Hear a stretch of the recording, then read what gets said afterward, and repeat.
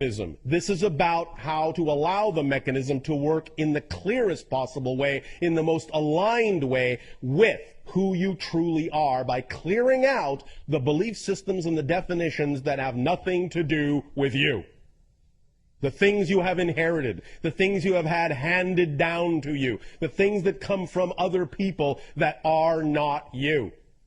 This is this, right now, this idea of this structure. In understanding how beliefs are structured and thus then how they color your utilization or your ability to recognize the utilization of these mechanisms. Positive beliefs, as you may observe on the diagram, are by definition, in a sense, expansive. You have a positive belief. All beliefs, even positive beliefs, have a mechanism within them that are self-reinforcing, self-perpetuating.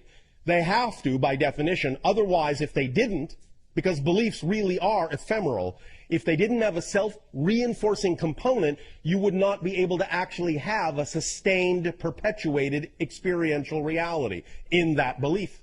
You would not be able to see the manifestation of that belief if they didn't constantly perpetuate themselves, because they are constantly being chosen. Second to second to second to second to second to second to second. It may seem as if, it may appear as if, in the illusion of space-time, in the illusion you create of continuity in space-time, it may seem as if once you have chosen a belief and it perpetuates itself, it may seem as if it is the exact same belief, just rolling along and rolling along and rolling along. But that's not exactly what's happening. The idea of the perpetuation of the belief, the idea of the inertia and the momentum, is simply that the perpetuation mechanism is designed in such a way as to inspire you, shall we say, to continue to choose the same belief again in the next moment. Because in the next moment, it is a whole new reality. You actually have to keep choosing the belief every single nanosecond in order to actually have an experience of ongoing perpetuation. So the idea of the self-perpetuating mechanism in a belief is not that it simply has an automatic momentum that carries it through space-time.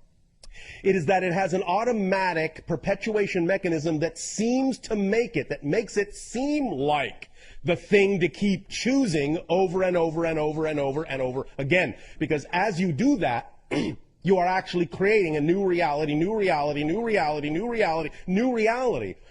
But if you are, in a sense, buying into the perpetuation mechanism of that belief, positive or negative, then what you're doing is creating a completely new reality every moment that looks very much like the reality you created a moment ago. And as you keep creating similar realities, you thus create the illusion of continuity, that it is the same reality and only changing slightly, instead of understanding that it is a completely different reality that has changed completely, except you are making it seem as if it hasn't by simply allowing yourself to buy into the rationale of the perpetuation mechanism that says that that belief must be recreated again and again and again and again and again and again and again. Now, when it is a positive belief, obviously this is representative of alignment with your true natural core self, and you don't mind that it is, in a sense, inspiring you to recreate it again and again and again and again.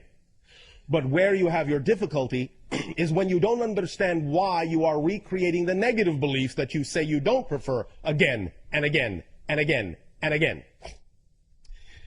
As you can see from the diagram, and even though this is an oversimplification, it will do to illustrate the point, because of the nature of positive beliefs being integrative in that sense, they are, in a sense, more simply structured. They don't need to be complicated. They don't need to be, in that sense, very diverse, because that is in alignment with your true natural vibration. Therefore, they are very simply structured. However, negative beliefs, because negative energy is that which dissociates, segregates, compartmentalizes, rigidizes, separates, needs a larger bag of tricks to sustain itself.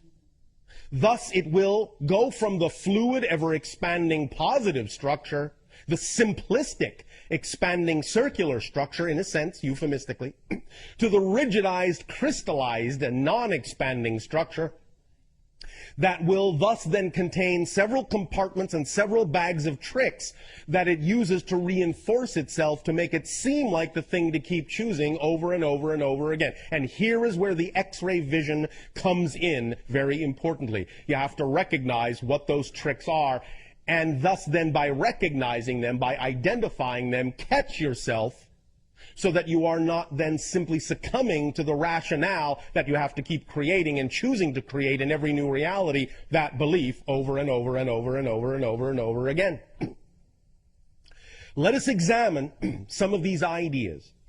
One of the first differences that becomes evident between the positive and negative belief system, the positive and negative definition, is that while certainly even the belief contains this perpetuation mechanism, it also always brings with it the freedom to choose. It always allows you the ability to know you can change the belief.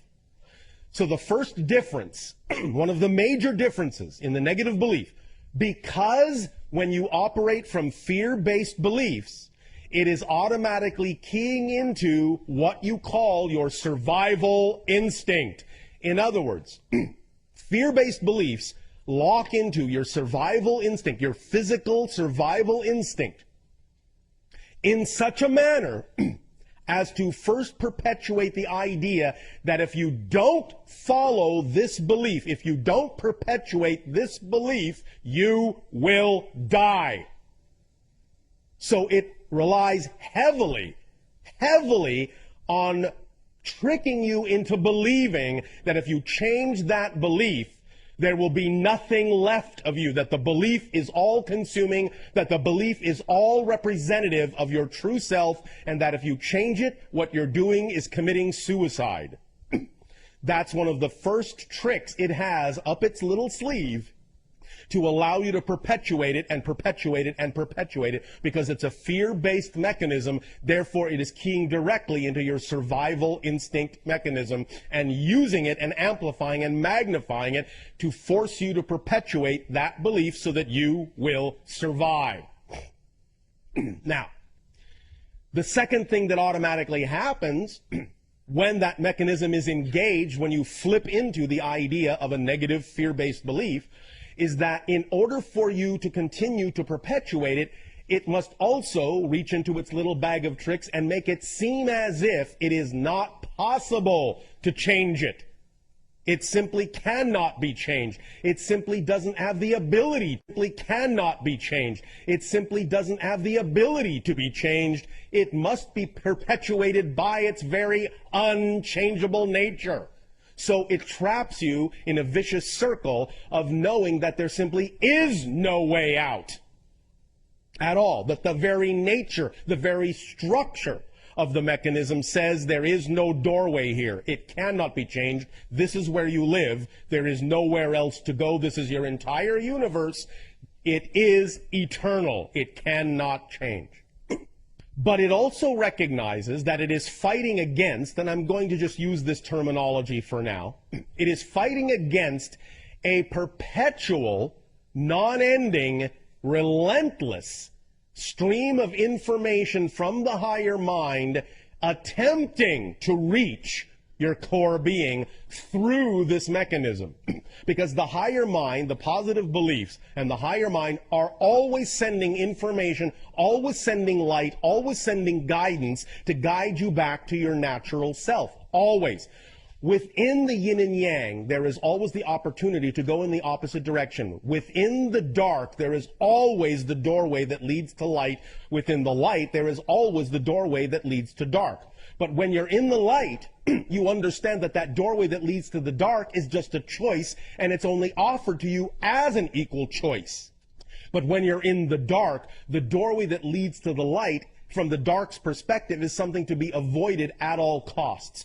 So even though it cannot actually close that doorway, it will thus then disguise the doorway with an illusion of unchangeability, so that you will not see the doorway, so that the doorway will become invisible to your consciousness, because as we have said, you cannot perceive what you are not the vibration of. When you are in an enlightened state, you can see all choices, even the negative ones, because they are all equal choices from the perspective of the higher mind. But when you are in the lower vibrational state of a negative belief and fear system belief, then the idea is that it must disguise these things that exist as choices to make it seem as if there is no choice at all. So, tapping into the survival mechanism, the first thing it does with that energy is it disguises, it covers up that doorway so that you don't even know you have a choice to go back into the light, because that doorway is always there. And the array of tools it uses to take your attention off that doorway, to make you look in any other direction other than that doorway that leads to the light, are these that are generally described surrounding the mechanism, like, in a sense, a viral cell, like the idea of electrons around the nucleus of an atom. And it will constantly switch back and forth and use these other tools and techniques in a variety of ways, in a variety of combinations, to constantly keep you off balance, to constantly keep you unable to see that doorway that leads to the light. A variety of mechanisms, such as the idea of projection, such as the idea of rejection of ideas, such as the idea of paranoia, so that you will not believe what anyone is saying to you when they are actually attempting to help you, so that you can, in a sense, avoid all information that will actually be to your benefit by seeing it in a light, by projecting it from the dark vibration with a dark energy, so that even the light looks dark to you. And in that sense, seeing everything in a negative light will keep you off balance. The idea thus then of all these things working together will keep you completely off balance until such time as you give yourself the opportunity to recognize that this structure exists. This is where truly the phrase in your language, knowledge is power, comes into play. The very fact of illuminating this structure, the very idea of revealing and exposing in X-ray form that this structure exists, can give you an edge over it. Because once you've identified the structure, once you have identified the negative belief, once it becomes transparent to you and you understand what all the tricks are, something happens to that structure. You gain a perspective by being able to actually see it in front of your face, by actually having a diagram go through your eyes into your brain and start rewiring in your brain the recognition of the structure. The structure suddenly becomes illogical and nonsensical.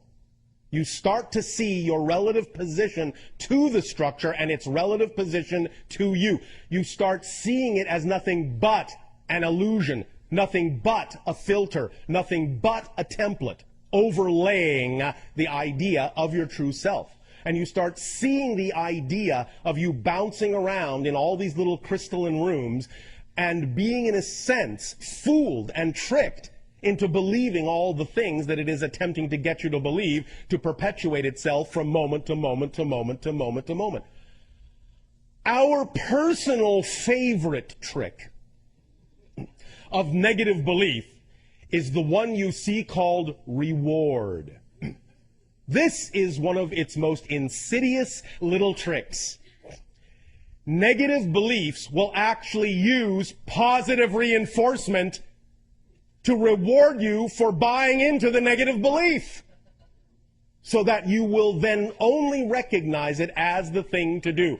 This is where it uses the motivational mechanism. This is where it attaches an apparently rewarding result to having chosen the negative path, and makes you feel good about yourself and makes you feel safe and protected for having chosen the safer path, which is only another way of saying the negative belief in this case. So in recognizing that it does this, that it uses all these tricks, you can begin to really examine each and every one of these. And the way to use this template is to take specific negative belief ideas by examining them in ways that we have discussed before, by finding out what that belief is, such as, for example, I am unloved. And taking that and putting it in the center of that diagram and looking at all the different ways the tricks are used to reinforce the idea that you are unloved and to make it seem like the thing to keep choosing, to make it justified, rationalized, rewarded, to develop the paranoia that forces you to not look for the reality where you are loved. One of the most insidious ways it has of reinforcing your inability to go in that direction is to make you believe that if you actually go looking for the positive side of that belief, you won't find it because there is no such thing. It can't be true. And thus then when you go looking and find out it doesn't exist, you will then be disappointed. You will then find out that you really are as bad as you've been told you are. And so to avoid that reinforcement of the negative self at all costs, you will simply stay within the negative self. Look at how insidious that is. It is actually saying, don't go looking to prove the negative. Stay in the negative you are in, because the negative you are in is at least better than proving that the negative is true. It's actually using itself to reinforce itself by saying you don't want to go and find out that what I'm telling you might actually be true, because at least here you have a shadow of a doubt, a tiny shadow of a doubt. I'll allow you that much. That's your reward. But if you go looking to find out whether or not what I'm telling you is true, well, you'll only find out that what I'm saying is true, and then there'll be no doubt whatsoever. So at least stay here and hold on to that tiny crumb of a doubt. At least that will allow you to survive. Miserably, but survive. But if you go looking and find out that what I'm telling you is the absolute truth and you are worthless, well, then your whole world will crumble, then you will annihilate yourself, then you will not survive. Because how could you possibly survive absolutely knowing that you don't belong in creation?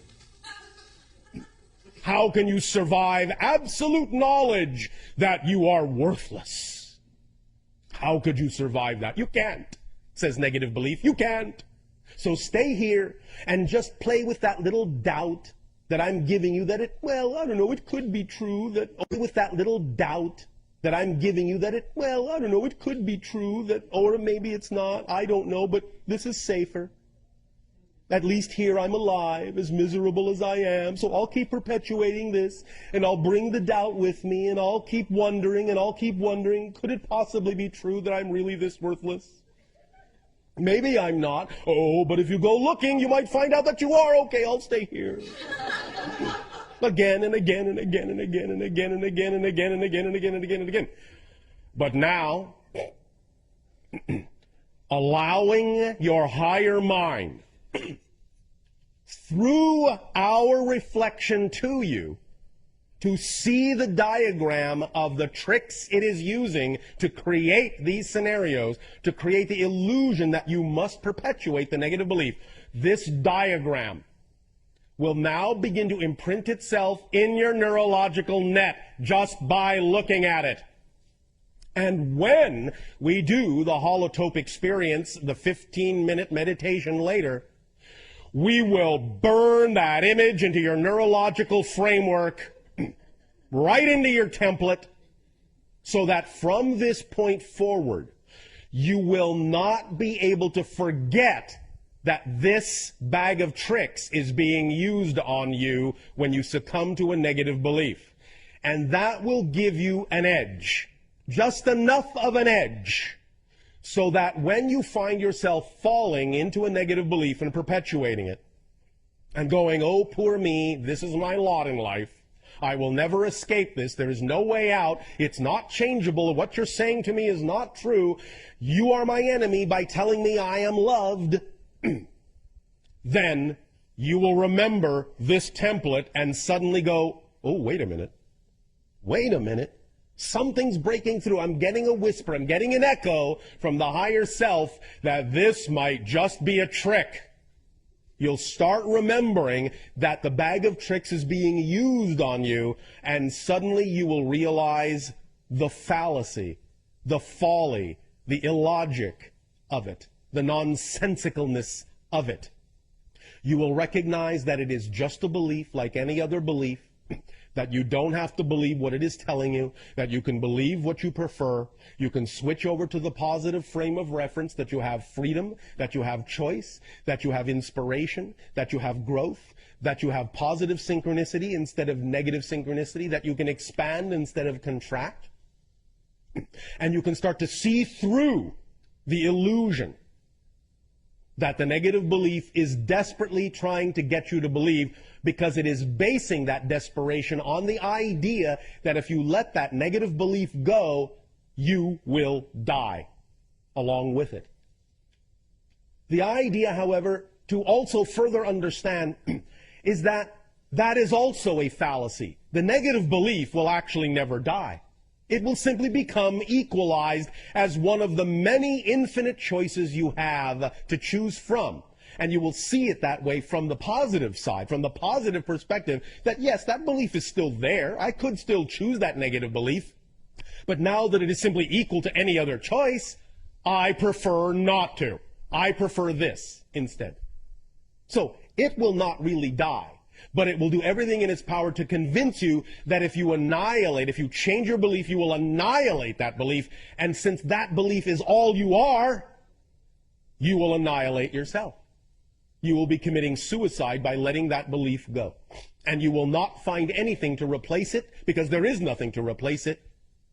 And you will wind up in emptiness, in a void, alone, miserable, forever and ever. Amen. That's the bag of tricks of the negative belief. So, in the third part, as we say, of this transmission today, we will really lock this into your neurological net using the holotope experience. And you will begin to see that this will change things.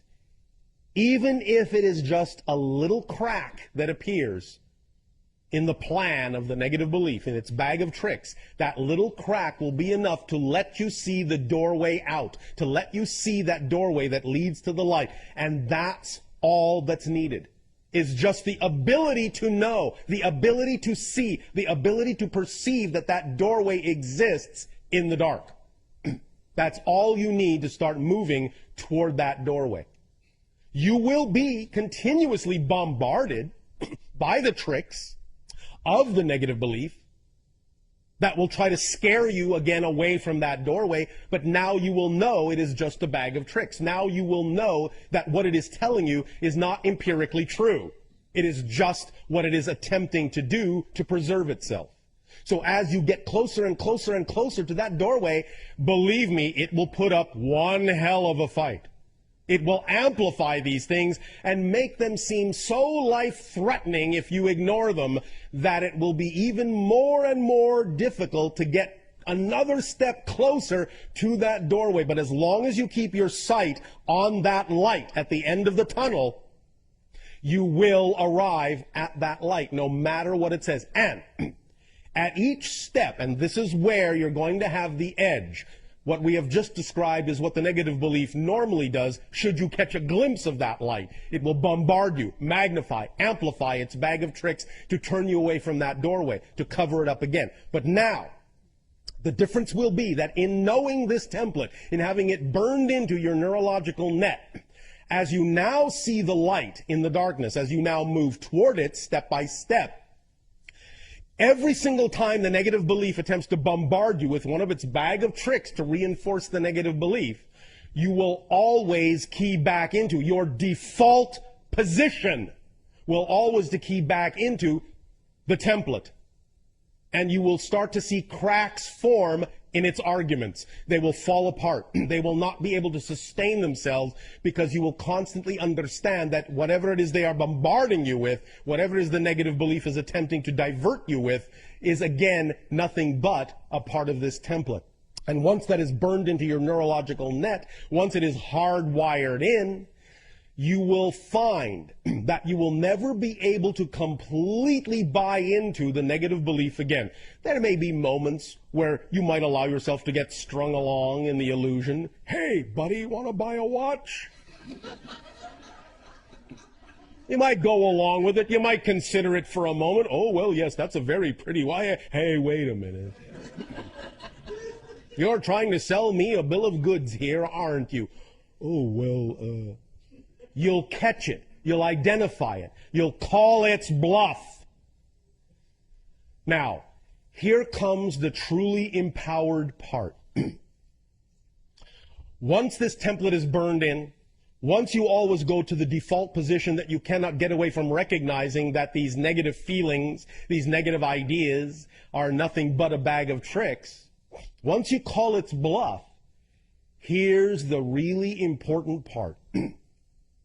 You're going to focus on that little spot of light at the end of the tunnel, and you're going to pull that light in through yourself, and you're actually going to give some of that light to the negative belief, to let the negative belief know it is valued, it is loved, you are willing to allow it to continue to exist because it always will.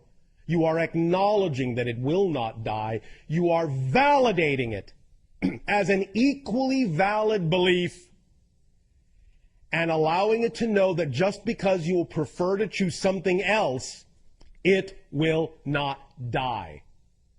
You now become the PowerPoint, and you are reassuring the negative belief that it will still exist. But as you do so, you become bigger than it. It no longer fills your world. You know who you now are. You are coming from the higher mind, and you are gently reassuring the negative belief that it will continue to always be a part of you because there is no outside. There's nowhere to get rid of anything to.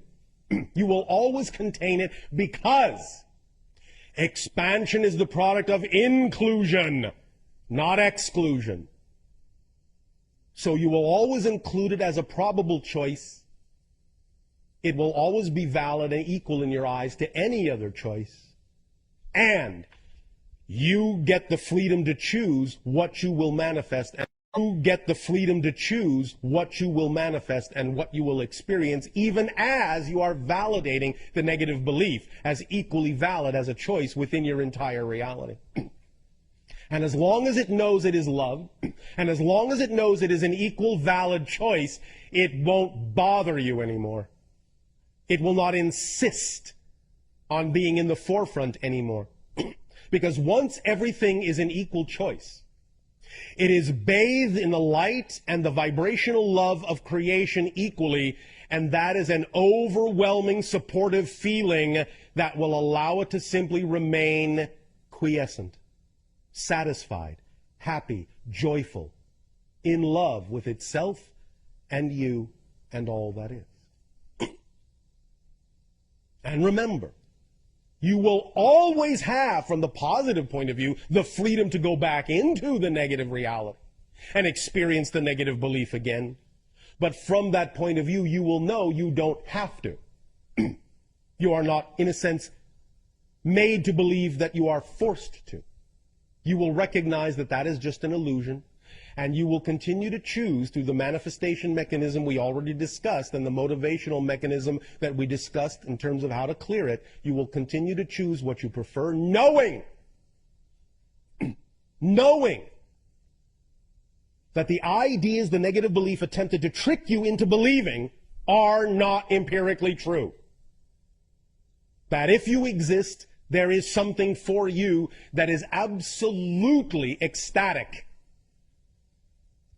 And if you stop listening to the negative belief that insists that the only way to be happy is to pay attention to what it is telling you, that it must be done a certain way, that it must be rigid, it must be controlled, it must be in this template. As soon as you know this diagram exists and it's burned into your neurological net, you will know that that is never empirically true, that it is just a belief. You will see it for what it is. You will have X-ray vision. It will be built in to your neurological net. Now, the first question that comes up is, well, if that's built into the neurological net, and yet if the neurological net is always capable of being plasticized and reformed, can't that go away? Yes and no.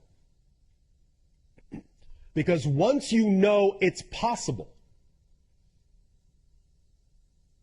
once you have decided to allow yourself to align with the freedom to choose, with the positive vibration, once this is burned into the neurological net to begin with, there will always be the echo of that choice. Because again, when we talk about the idea of the plasticity of the neurological net and changing the pathways of your brain, because everything exists at once, that means that all the other possible pathways also still exist as probabilities, including the ability to see this only as a template, only as a trick. Burning it in a certain way through the holotope meditation will allow you to always remember that it's always there, even if only as an echo. It is still always something that you will remember exists as a choice. So you will always be able to choose it if you prefer to. You won't forget it again, because you will know that memory is created in the moment. And even if you play a game where you forget it in this reality, this reality, this reality, this reality, this reality, burning this into the neurological net even once, seeing it this way exposed in X-ray form even once, will allow that crack to form so that as you create those new realities, even if they are negative, it will weaken over time. Something will creep in. The echo, the memory of the neural net, of this template will creep in, and the negative reality perpetuation will weaken, will soften, will dissolve over time. Until you once again remember that you can create something different. Until you once again experience that you have freedom of choice. This is why this has been done in this 3-part transmission. For we get your mind to focus on the idea of the plasticity and the rewiring, and now we allow your mind to begin to consider and ponder the idea of this X-ray structure, and then we take the idea of the multidimensional framework of your existence and we allow you to crystallize this idea on more than just the physical level. Because the idea of the neurological net in your brain is not just a physical one. Because it is the nexus point between the higher mind and the physical mind, because it is the receiver, because it is the antenna, because it is the template reality, because it straddles both worlds, because it has an etheric and a physical component in the brain, it is capable of imbuing this information, in a sense, into what you might now in your modern technology call a virtual memory. So that even if in your physical neurological pathways they are not indicative and not conducive of the idea of bringing back the physical memory, the virtual memory of this will always be there. And you will know that. There will always be this nagging feeling that you're missing something. Even when you're caught up in the negative reality for a moment, there will always be this nagging feeling, this little crack through which that higher mind's virtual memory will come through the template and imbue you with at least the nagging feeling that something else is there. There's another choice to be made. This isn't all of it. This isn't it. You will start actually taking the doubt that the negative belief is leaving you, because it has to leave you, that doubt, or you'll go searching. you can actually use that doubt in a positive way. That doubt will now flip around, and it will be the doubt of the negative belief.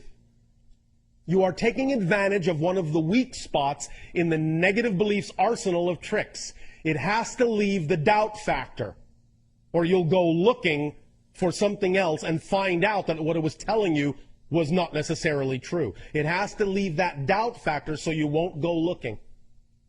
So you can take advantage of that. That's the little doorway. That's the little crack through which now this positive energy will leak and turn the doubt against, in a sense, the negative belief. Turn it in the direction of the positive door, the light that exists in the darkness.